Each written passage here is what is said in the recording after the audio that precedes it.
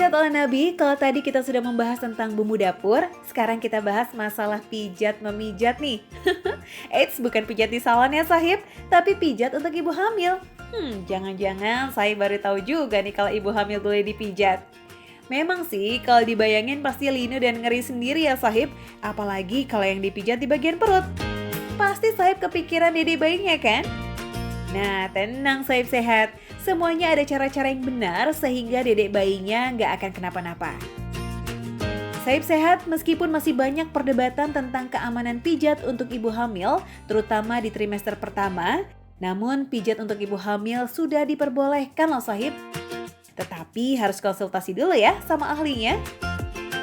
Ada 4 metode pengobatan alternatif yang aman untuk ibu hamil nih sahib. Pertama, aromaterapi. Aromaterapi lebih disarankan untuk ibu hamil pada trimester awal. Biasanya, pada awal kehamilan akan lebih mudah merasakan mual dan muntah. Nah, aromaterapi ini cocok untuk mengurangi hal tersebut.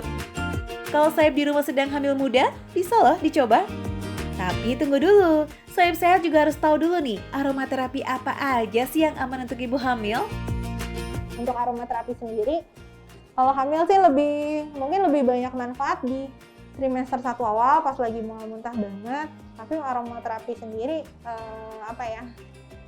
nggak semua aromaterapi bisa dipakai ya gitu, karena kalau untuk yang udah teruji keamanannya itu baru peppermint, lavender juga hanya jenis yang common lavender gitu, terus ginger, kemudian jeruk ya, tangerine, lemon gitu itu.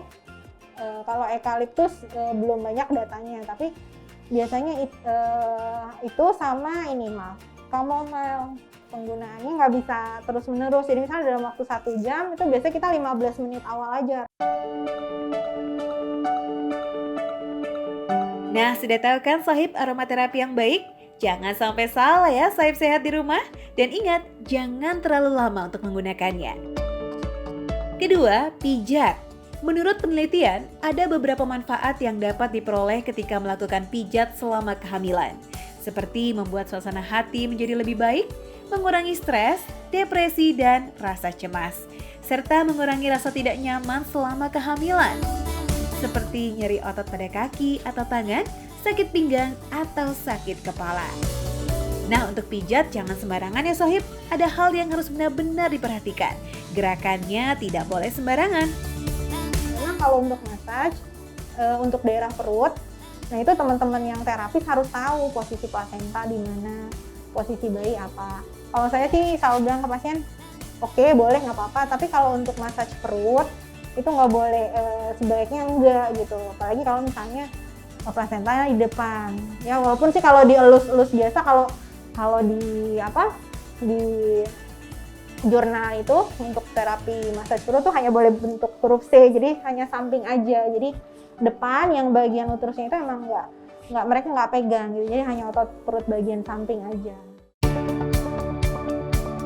Nah gitu ya sahib, untuk bagian perut memang sangat rentan ya. Jadi sebaiknya jangan menyentuh bagian depan ya sahib. Yang ketiga, refleksiologi. Untuk metode ini, ibu hamil bisa melakukan pemijatan pada jempol kaki untuk mengurangi keluhan tersebut. Kayak untuk refleksiologi itu kan sebenarnya sangat membantu kan, ibu hamil tuh biasanya sakit punggungnya ya kan, terus atau misalnya mual muntahnya hebat, atau betisnya suka kram biasanya kalau udah hamilnya. Ya sekitar 8 bulan gitu suka kebangun tidur kakinya kram, sakit, atau mohon maaf misalnya tulang kemaluannya karena kepala bayinya udah mulai turun jadi nggak nyaman gitu.